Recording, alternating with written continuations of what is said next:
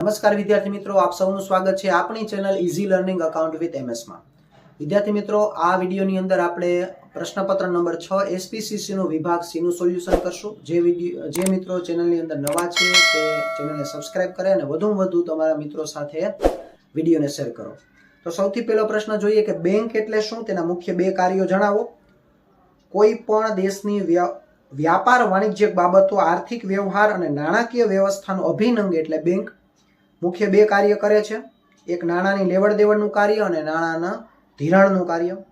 ત્યાર પછી સામાન્ય રીતે કઈ બાબતો માટે સરકારી વિભાગો સાથે પત્ર વ્યવહાર કરવાની જરૂરિયાત વેપારી પેઢીઓને પડતી હોય છે, જેમાં તાર ટપાલ અને ટેલિફોન સંબંધિત પ્રશ્નો માટે, રેલવે પાર્સલ સંબંધિત પ્રશ્નો માટે, કસ્ટમ અને આયાત નિકાસ સંબંધિત પ્રશ્નો માટે, વેચાણ વેરા સંબંધિત પ્રશ્નો માટે, આવક વેરા સંબંધિત પ્રશ્નો માટે। ત્યાર પછી મેમો એટલે શું, તેનો મુખ્ય હેતુ કયો છે। મેમો એટલે વિધિસર કે અવિધિસર રીતે કોઈ ચોક્કસ બાબતોની જાણકારી આપવા માટે સરખો હોદ્દો ધરાવતા અધિકારીઓ, ઉપરી અધિકારીઓ અને નીચો હોદ્દો ધરાવતા કર્મચારીઓ દ્વારા એકબીજાને આંતરિક સ્તરે લખાતો પત્ર છે। મેમોનો મુખ્ય ઉદ્દેશ શું છે, તો કે જેમને સંબોધીને લખાયું હોય તેમની યાદ શક્તિને ઢંઢોળવાનો હોય છે। ત્યાર પછી અરજીની રકમ અરજદારોના ખાતામાં બ્લોક કરીને અરજી કરવાની પદ્ધતિ ટૂંકમાં સમજાવો, તો કે જેને આપણે આસબા પદ્ધતિ તરીકે ઓળખીએ છીએ।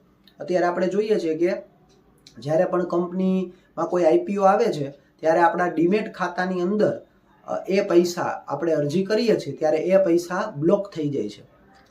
હવે આપને અરજી છે એ નથી લાગતી તો એ બ્લોક કરેલા પૈસા છે એ બેંક છે એ રિલીઝ કરે છે, અને જો આપને એ શેર લાગે છે તો આપણા ખાતામાંથી એ પૈસા ટ્રાન્સફર થઈ જાય છે અને કંપનીના ખાતામાં એ પૈસા જાય છે। બદલામાં કંપની આપને લાગેલા શેર છે આપણા ડીમેટ ખાતામાં જમા કરે છે। તો આખી પ્રક્રિયાને આસબા પદ્ધતિ પણ કહે છે।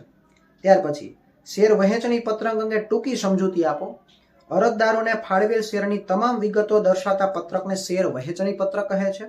શેર વહેંચણી પત્રકમાં અરજદારનું નામ, કેટલા શેર માટે અરજી કરી હતી, કેટલા શેર મંજૂર થયા, ડીમેટ ખાતા નંબર, ડિપોઝિટરી આઈડી વગેરે વિગતો દર્શાવાય છે। ત્યાર પછી ગીરો ડિબેન્ચર સમજાવો।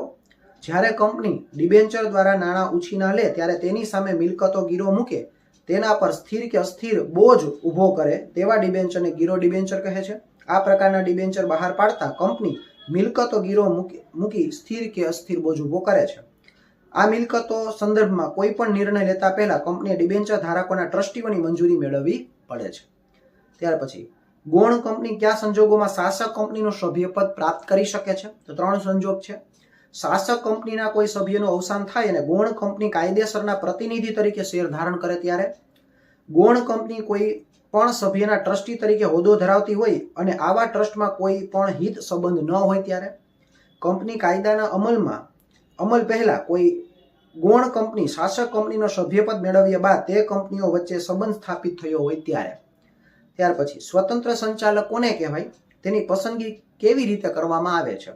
સ્વતંત્ર સંચાલક એટલે એવી વ્યક્તિ કે જે મેનેજિંગ ડિરેક્ટર ન હોય અથવા પૂર્ણ સમયનો ડિરેક્ટર ન હોય કે નોમિની ડિરેક્ટર ન હોય।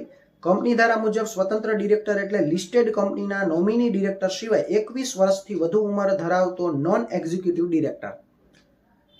સ્વતંત્ર સંચાલકની પસંદગી કેન્દ્ર સરકાર દ્વારા નિર્દેશ કરેલ સંસ્થાઓના ડેટા બેંકમાંથી કરવાની હોય છે। સ્વતંત્ર સંચાલક તરીકે પસંદ પામેલ વ્યક્તિ જે તે ક્ષેત્રમાં નિષ્ણાંત, અનુભવી અને કાબેલ હોવો જોઈએ।